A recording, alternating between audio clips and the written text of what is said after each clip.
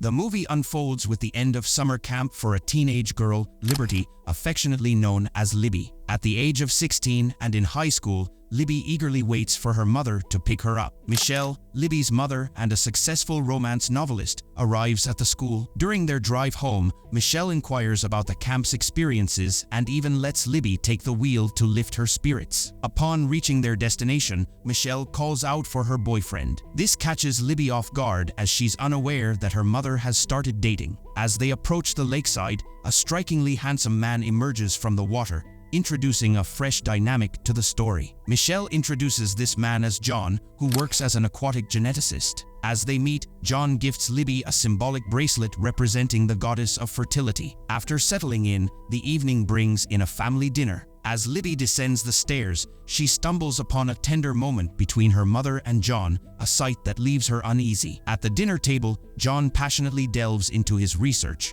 emphasizing his goal to aid creatures in adapting to Earth's ever-shifting environments. The night deepens, and while trying to sleep, a thirsty Libby sneaks to the kitchen for a drink. However, the noises of intimacy between her mother and John interrupt her. Curiosity getting the better of her, Libby inches towards her mother's bedroom, but the sudden movement of the door handle sends her fleeing back to her room. Dawn breaks, and Libby reminds Michelle of a special tradition they share, scheduled for August 28th. Recognizing Libby's discomfort around John, Michelle agrees to spend the day without him. The duo heads to their backyard, unearthing time capsules dedicated to memories of Libby, Michelle, and their late grandpa. The moment becomes emotional as Libby questions Michelle's feelings about her own parents, leading to Michelle unveiling a heartbreaking truth about her father's sentiments during her parents' divorce. After a while, the serenity of the lake immerses Libby. However, this moment is short-lived when she gets bitten by an insect. As she's about to retaliate, John intervenes, explaining the insect's maternal instincts. He tends to her injury and their conversation shifts to earlier events. John, having noticed the tension between Michelle and Libby,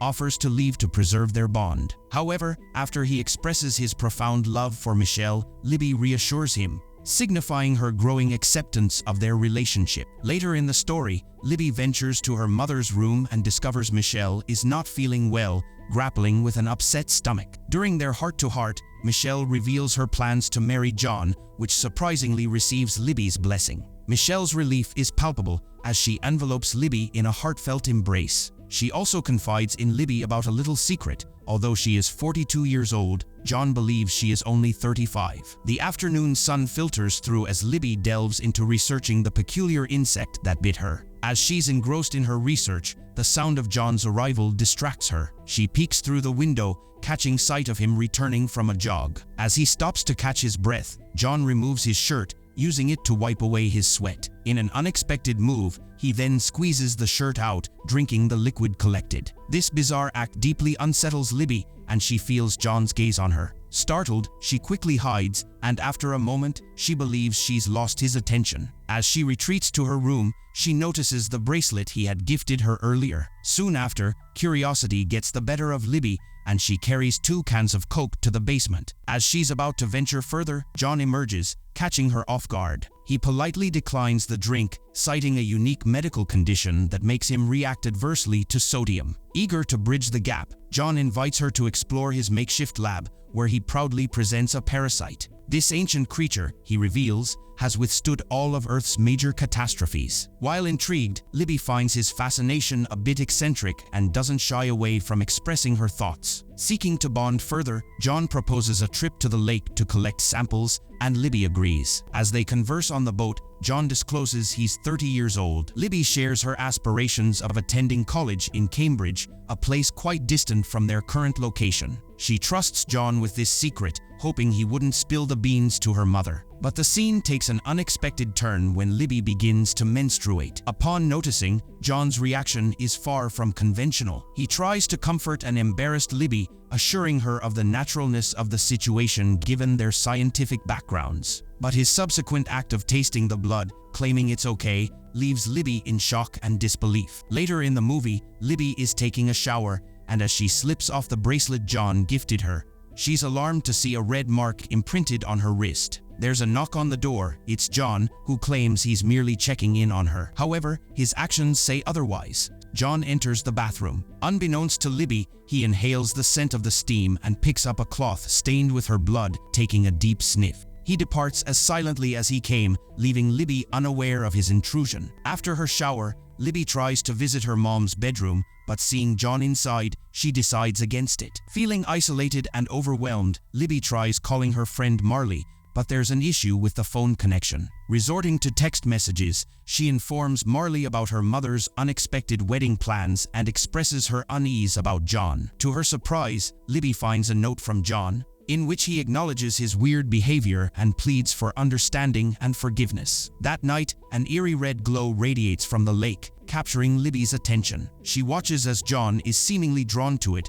walking towards the shimmering light. Concerned, she follows, only to be startled by John, who suddenly appears behind her, bone dry. Confused, she mentions watching him enter the water. John brushes it off, attributing it to his sleepwalking tendencies. The next day unveils more mysteries. Libby discovers Michelle in distress, throwing up. Worriedly, Michelle asks Libby to pick up a pregnancy test and some medication from the pharmacy, noting that John won't be around as he's out for his regular run. Obliging, Libby heads out and upon returning, finds Marley has come to visit. John is back as well, and Michelle suggests that while John tends to her, Libby should spend time with Marley. As they part ways, John reassures Libby about her mother's well-being and somewhat unsettlingly winks at her. Outside, Libby confides in Marley about John's increasingly strange behavior. Marley suggests contacting the police, but Libby is hesitant, understanding her mother's deep affection for John. While Libby wishes Marley could stay longer, and Marley invites Libby to leave with her, Libby knows she must remain to care for Michelle. Feeling anxious, Libby tries eavesdropping on the conversation inside her mom's room, but eventually, exhaustion takes over, and she drifts to sleep. Libby's nap ends with her waking up to find the living room filled with a mix of laughter and chatter. Michelle seems to be in good spirits, enjoying some TV time with John. Marley, it appears, left a while ago. Breaking the light-hearted mood, Michelle drops a bombshell: she's pregnant. But as Libby recounts the bizarre incident of John licking her blood, Michelle's disbelief turns to anger. Accusing Libby of attempting to sabotage her relationships, Michelle demands an apology. John, always the peacemaker, embraces Michelle, preaching the virtues of forgiveness. But Libby, frustration boiling over, snatches her mom from John's grasp, leading to a sharp slap from Michelle. In her fury, Libby reveals Michelle's true age, a fact John wasn't aware of, causing him to storm out of the house.